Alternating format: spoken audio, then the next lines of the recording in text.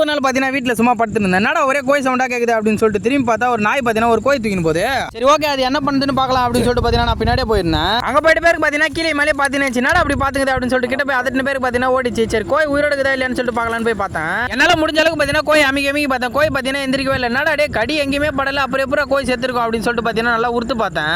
அதுக்கப்புறம் பார்த்தீங்கன்னா தொடையில ஒரே மட்டும் கடிச்சிருந்தது. ஒருவேளை அங்கேயே நல்லா சாவச்சு தான் தூக்கின்னு வந்திருக்கும் போல அப்படின்னு சொல்லிட்டு பார்த்தீங்கன்னா கோழியை தூக்கினேன். கோழியை எங்கே எடுத்துன்னு போறேன்னு பார்த்தீங்கன்னா கோழிக்கான சொந்தக்கார இடத்துக்கு தான் எடுத்துன்னு போறேன். நாய் பார்த்தீங்கன்னா பின்னாடியே வந்து பார்த்துக்கிட்டே இருந்தது.